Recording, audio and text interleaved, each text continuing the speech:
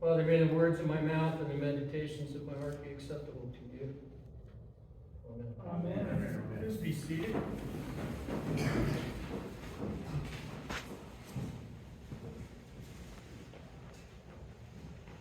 You know, I've been reading the Bible for quite a while. I'm 71 years old, and a large part of my life I've been involved in reading the Bible because in a previous life I was Baptist. And in a Baptist church, you are reading the Bible all the time.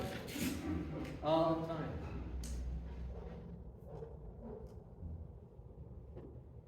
And it's important to understand why this all happened. What does it matter? It says right here, this is, by the way, probably the very first verse I ever learned. God so loved the world that he gave his only begotten Son, that whosoever should believe in him would not perish but have everlasting life. And the next thing I knew, I was in a huge bathtub in a Baptist church getting dunked. But that didn't mean I didn't believe. If anything, it was a reinforcement about how we align ourselves with the Creator. We go through life and people tell us things as kids. And a lot of us are impressionable. So I ended up getting dunked twice. 2 different churches. People who were interested in dunking me back then. You know, it was a celebration of life. A sacred celebration of life. We don't do it the same way here. But it's a celebration as well of our relationship with Jesus Christ. And I think that as time has gone by, that basic part of my belief system has not changed. For God so loved the world that he gave his only begotten Son, that whosoever believeth in him should not perish but have everlasting life. And you know what? You either believe it or you don't. Now we're talking about faith. You know, I was, as a child, as a young kid, 14 years old, 11 to 14 years old, my life was kind of dark.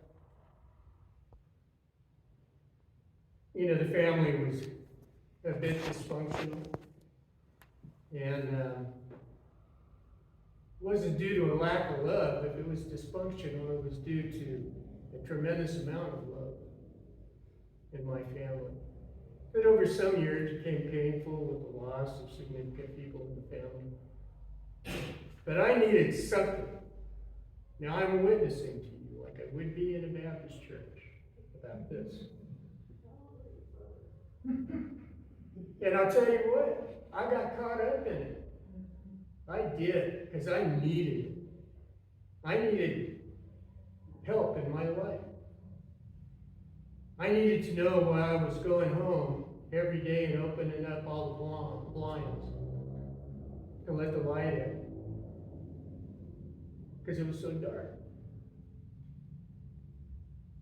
And folks at the church helped me out. Thank God for the Baptists.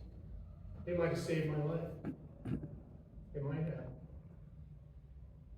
But then life and the Bible and our beliefs tend to get more complicated as we continue to walk this path. And one thing that can complicate it,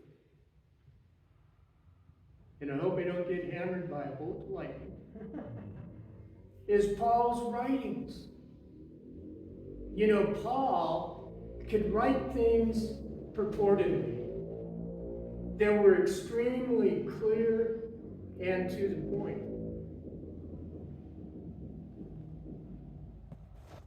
And I got caught up in Romans And in the things he was saying, because I needed to understand Paul a little bit better. He and I had a tenuous relationship. But, you know what Paul did? He said we were saved by grace, not by law. And boy, that opened up a whole new book of things to look at in Israel. Righteousness. Are you righteous? Do you think you're righteous? If I asked you to raise your hand, if you were righteous, would you raise it? Maybe, maybe not. I'm not going to ask you. You ask yourself, am I righteous? Where does righteousness come from? It doesn't come from words. It comes from your heart. Your belief in God justifies you. You get home. Look up the word justify, justification. It's not just a TV show, by the way. There is a TV show called Justify. A lot of people get shot in that TV show.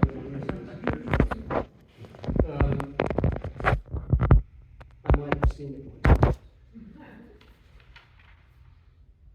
Having a small amount of faith is enough for justification. How much faith can a 14-year-old kid have? I had enough faith to keep going back to a place that fed me, that ensured that I would survive. And in the process of doing that,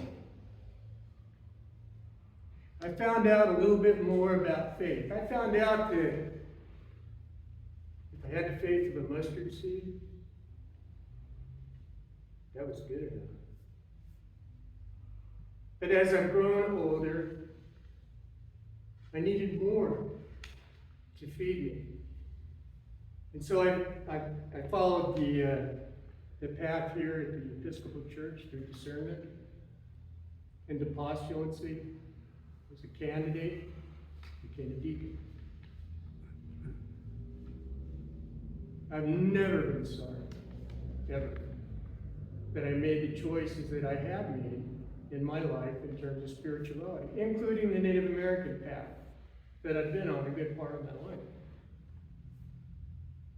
Becoming righteous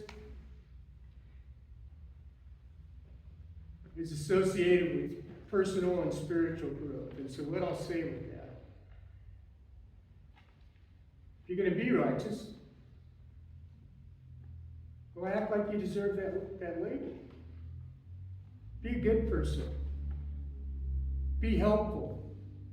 Look at your values. Do they make sense? Do they make sense in terms of your Christian faith? Are my values in my whole life, not just here at church, but in my whole life, are they reflective of righteousness that was bestowed on me by God? Because really only God can tell you if you're righteous or not. But that was bestowed on me as a result of my faith in Jesus Christ. To that degree, I am righteous. And that doesn't mean that works don't count. They do. Because if you're a righteous person and justified before God, you're going to do things that demonstrate that. And that's where we're at. We're not just here to reinforce for ourselves what's in that verse. For God so loved the world. Everything we do of a spiritual nature ought to be applied to our life. If it can't come from application to our life, then what kind of role model are we? What kind of witness are we? Of God's power, of God's righteousness, of our faith. I think we all could use a little more faith. I could use a little more faith. So now we'll ask God to give us more faith. Amen. Amen.